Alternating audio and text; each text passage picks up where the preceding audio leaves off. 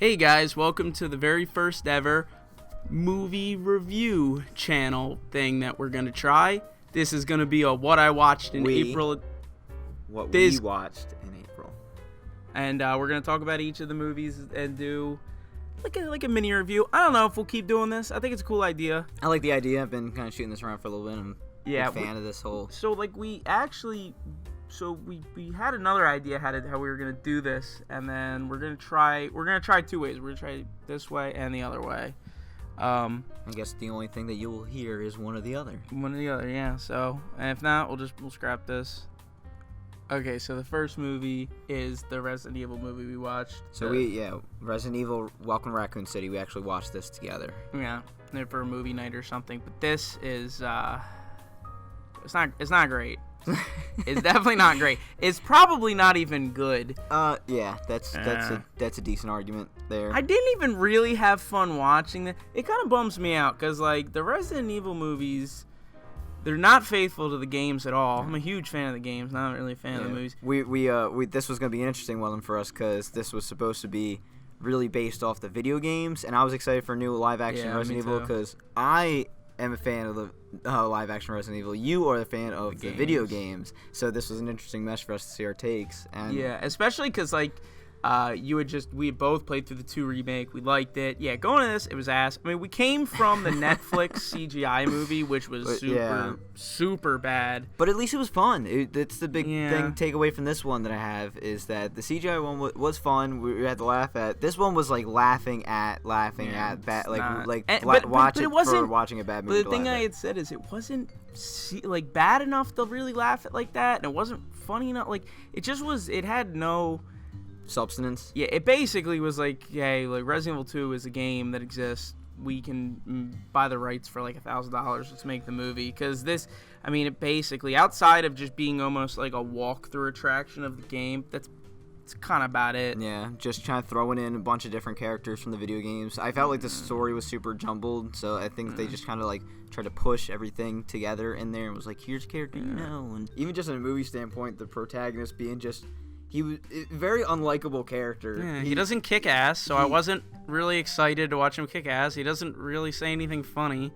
Yeah, just and he's not very interesting. He's kind of boring and dumb, and I'm gonna go ahead. Like I said, I think I gave this movie like 2 stars. I believe I gave this a 1.5 stars. Yeah, it's boring. Just go play the Resident Evil 2 remake. It's much better. He's from the video games, but actor is the same. Like Leon's character, which is the protagonist. Guy.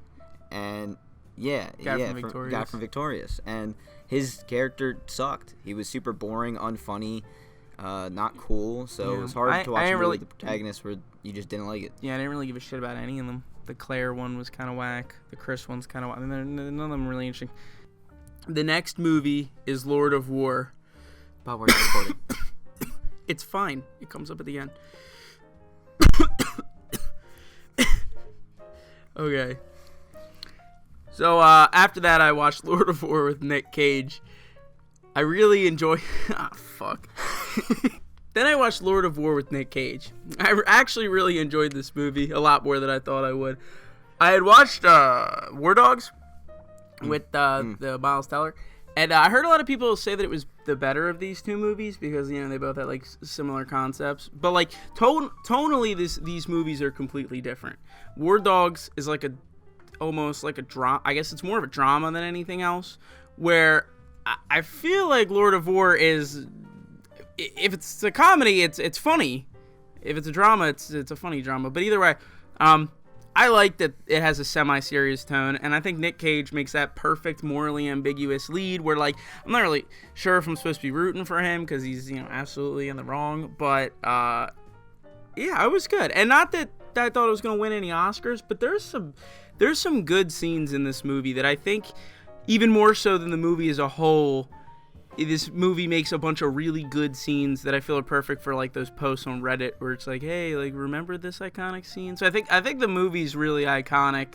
That intro to that movie is very iconic. I watched bullet, that years ago, and I still remember that. Yeah, the bullet follow, the plane being disassembled, like the Cold War bunker, like all that. I think this movie is definitely underrated for sure, but I rated it 4 out of 5. I think that's pretty dang close. Yeah. My well, hold. Oh God, fuck. I feel like it should. So I watched a movie called Together Together. I actually watched this a while ago at the Sundance Film Festival, and have rewatched a couple times since. I just love this movie, but I just recently did a rewatch of it, and it's basically follows Ed Helms, who's in his 40s. He's a single man, and he ends up turning to this like young single like loner who is going to be the surrogate for his baby. He dreams of being a father so much that he's willing to just put up with being alone with it and go through a surrogate. And I'm not a big fan of rom-coms. I have a select few that I really, really enjoy, but this is like a platonic rom-com, like that specific genre that they end up... What do you mean, like they don't end up together? Well, the whole movie is basically inferred in this weird entanglement of like love when you're like when you're helping somebody who literally has your child and everything. So it's a very like emotional situation that a lot of people stem from love because they don't go through surrogates naturally. Right. And they grow this like weird friendship where they're like right, they're very like dependent on each other. And, yeah, it's like this, but they're not romantically involved. That's kind of cool. Yeah, and it's very funny, and it's very endearing, and very, very heartwarming. Is Ed Helms good in it? Ed Helms is good in it, and it's good. also Patton Harris who plays she's a new actor to the whole scene. So okay. I think she does have a new movie coming out. But I gave it about a 4 out of 5. Cool. No, I'll have to solid. I'll have to keep my eyes peeled for that. That sounds pretty interesting. After that, after I came off of Lord of War, I'd been thinking about Saving Silverman. I'm not sure if you've ever actually watched that movie, but Saving Silverman. Never all the way through. Yeah, it's one of them. Like it was always on like Comedy Central or TBS or whatever. But yeah, so stars. Well, so it's got the dude from American Pie, the Curly Q, and then it's got you would know him if you saw him. He's a funny guy. I know Jack Black's in it. Jack Black, yeah, and it's like classic Jack Black where he's like being goofy, which is cool. But anyway, so yeah, Save Silverman, it's a good movie. It's a movie I had remembered funny parts from. Now I will say, it's not as funny as I remember, but I did still have a good time. There are still jokes, a few that like eluded me that I got back to it. There's some really funny scenes. That's like a good movie that you can like.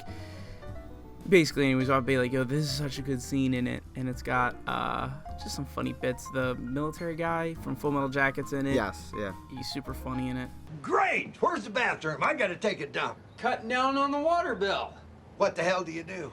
Well, we just use the lawn now. You boys got any TP? No! Alright, like I said, I'm just Yeah, gonna bring this this up. is for Yeah, me. I'm just gonna bring this up so you can talk. So you're Scream now. Okay. And what did we finish on? I thought we're leaving in the other stuff. Yeah. So I ended up actually watching Scream 2022, which is the new Scream in the Scream franchise.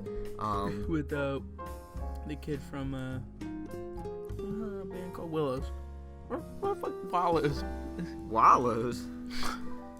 Oh, I didn't even know that there was anybody from a band in that. Like, I don't even... The kid, the young kid. What's his name? He played in 13 Reasons Why.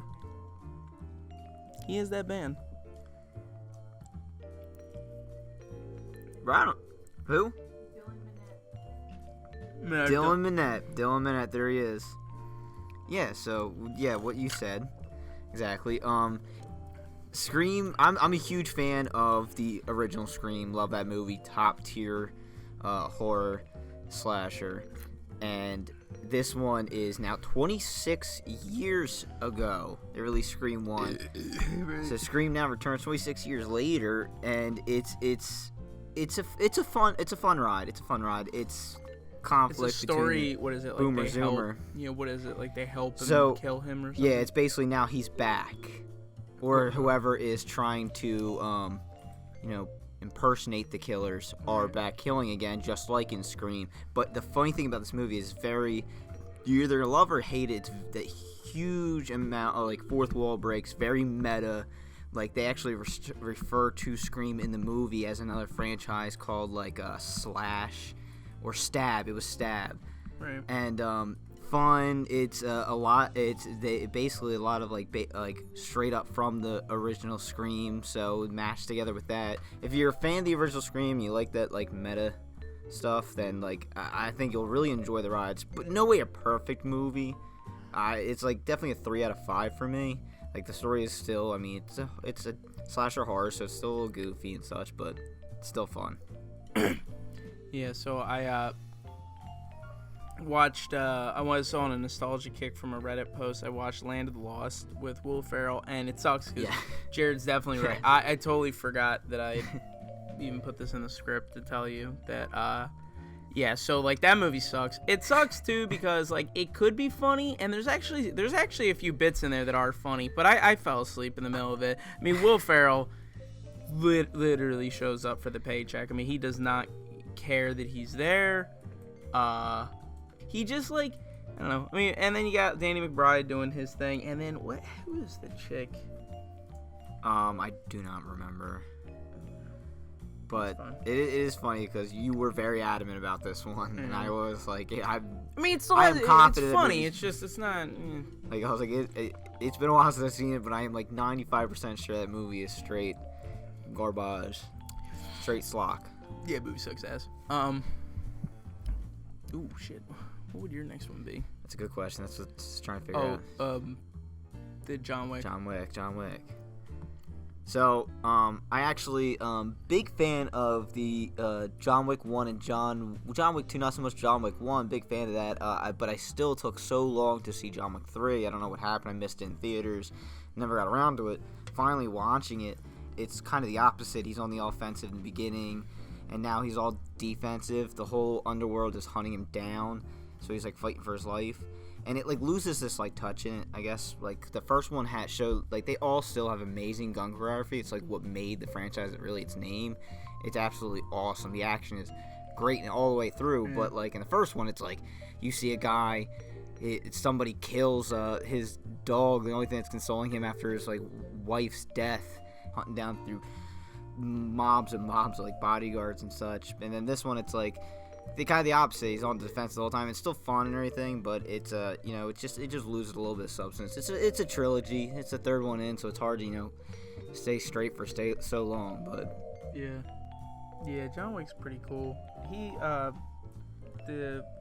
I just remember the Fortnite skin. I feel like John Wick kind of became like an icon after those movies. Oh yeah, huge, blew up. Crazy. Yeah, like a lot more than I think they thought. But anyway, so the next movie is Sicario, which is awesome. So Sicario is really good. I thought it was Jeff Bridges was the main guy because you told me that like 7 years ago, and then just nobody. I did. You never corrected me, so I told like 5 people that this movie had Jeff Bridges in it, and it does it. It's and Josh Brolin. You mentioned it later, and I was like, he's not right. in the movie. Yeah, I was like, dude, you told me that. Oh man, yeah, shit. But no, this movie's cool. It was so good. I came home and actually like watched it with Kate again like the next day, and yeah, it's got a lot of tension. The atmosphere is really good. I mean, the world building is really good. The characters have a lot of different things that drive them and motivate them, and it makes for a really good like watch around. You can watch it again. I think you get a lot out of it. That's Denis Villeneuve, man. I'm telling you. Amazing director. Dude, we're watching this clip. Mexico is such a shithole in this movie. Like, it made me not want to go there for sure. Every movie, unless it's based out of Mexico, like the film but is. They didn't have to make it. I mean, they make Mexico look like the fucking city dump. Terrible. It's all murders and rapists. You'd think that like if you went into Mexico for any reason, you'd be murdered. Yeah, like I thought that. Instantly be murdered. Yeah, I felt that way. Like I was like worried about. Like I was like, dude, I don't know if I want to go to Tijuana, but I had a little bit of sepia tone, just no lights. Oh Jesus! But no, the movie's great, and there's a lot of good things I can talk about. But I'll mainly just say that. You know, acting was great. What more do you want from a movie? It had it all, pretty much. You know, but anyway, next movie you watched? So I watched this movie, and it's been on my list for a while. Lars and the Real Girl. This is a very quirky, wholesome movie. It follows a really shy and like awkward, odd fella named I don't remember his name, but he's played by Ryan Gosling, and he ends up like surprising his brother, who's been constantly trying to get him, brother and his wife, to like get him to get a girlfriend, and he's like, I got a girlfriend, and he comes home with a literal sex doll that he truly believes can talk and feel and think, and it becomes this like really enduring movie about like acceptance of like other people and acceptance of the people that you care about and the ones you love. It's like this small town like they get together to actually help him assist in this, take care of her and such. And I've never seen this movie, but you're talking about the town gets together and assists in what way, man? He's fucking like a piece of plastic. Like as being her friend, they take her to get her haircuts and such. So he really, okay. But it sounds endearing. It sounds insane, but it is very wholesome, and I'm a real sucker for that. Like just make you feel warm and happy at the end, and that's definitely one of those. That's a 4 out of 5 for me. That's solid film. That's what's up. What was yours? That was Lars and Real Girl. Oh, my next one's Fury. Yeah, that movie was good on a rewatch. So we had watched it when it came out in theaters, and I had not thought about that movie in a while because I always thought it was bad. We watched Saving Private Ryan, and I said, well, shit, I want more World War II content. We booted up Fury, and that movie's good. It's dark and it's gritty, too. Like, one thing I really like in a good war movie is when war looks like shit. Like, they don't glamorize it. They make it look... It's not fun and heavy. It just looks... It looks dirty and gross, and you don't even want to be there not fighting people. I mean, the tank scenes are claustrophobic. The outside scenes are, disgustingly dismembered.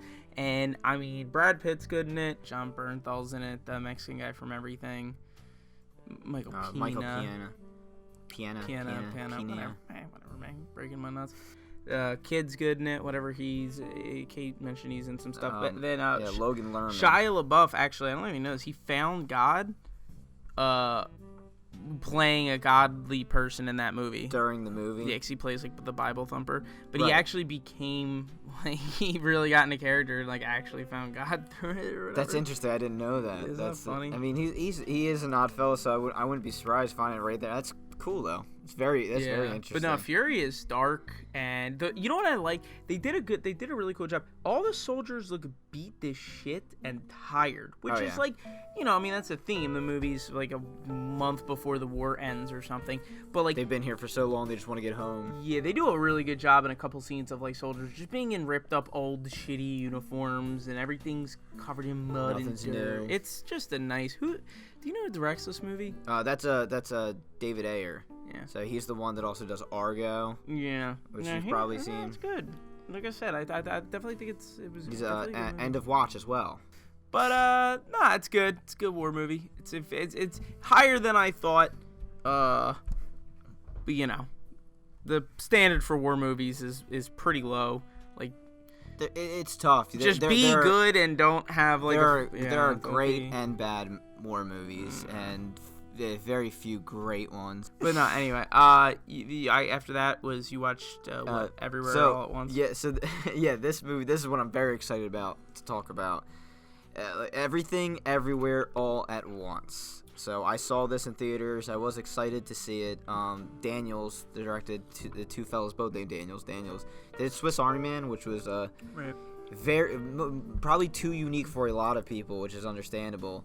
I did enjoy it, but this one looked super unique and interesting. I figured it had to be, and just in a world that is currently kind of saturated with a bunch of Marvel, I was excited to see something that looked big and fun, but had its original IP and was unique, and it is all of that. It's the hardest movie to review, but the easiest one to talk about because it's so deep and not at the same time.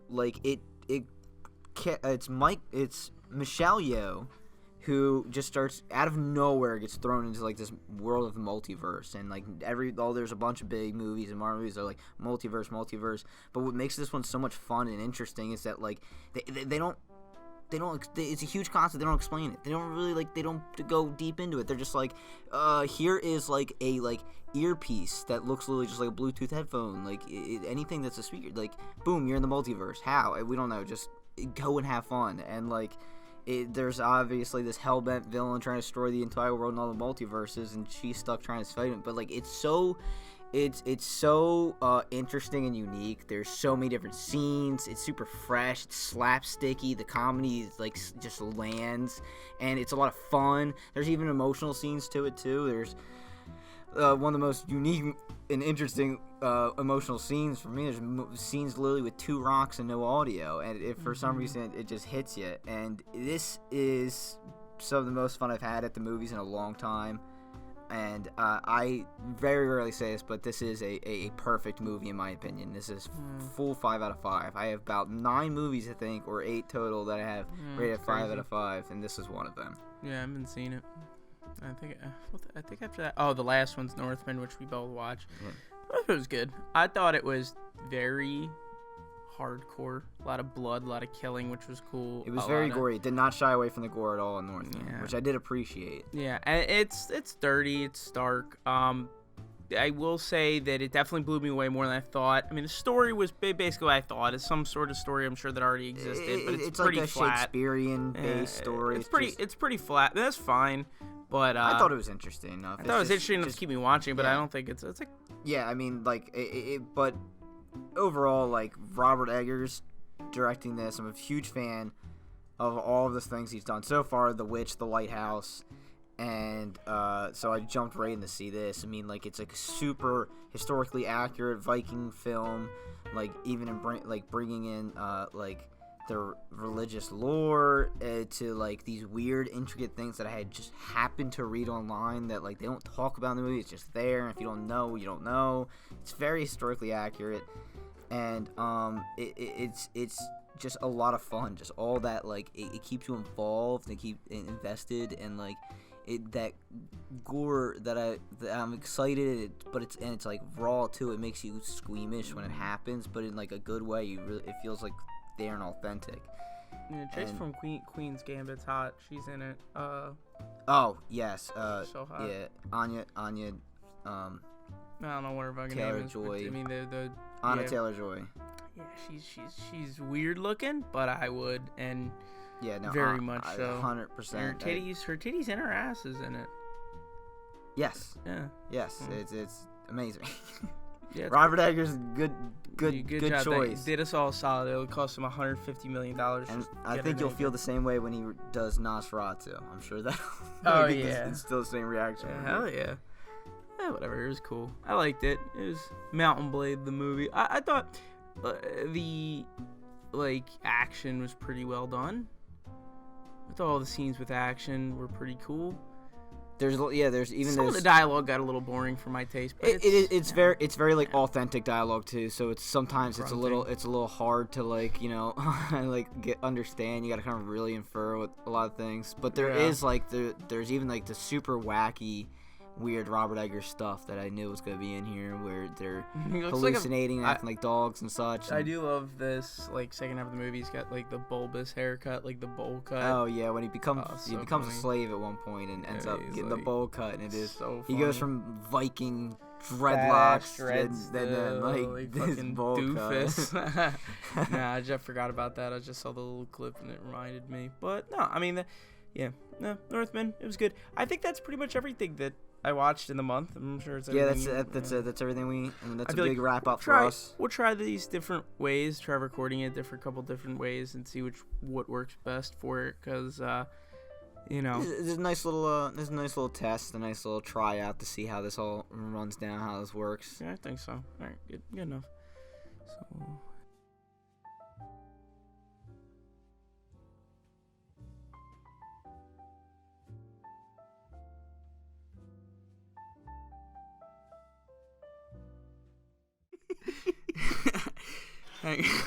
Kate, man, come on, man. I'm trying to record this shit. Something like that. All right, relax. Relax. All right. Fuck. All right. All right.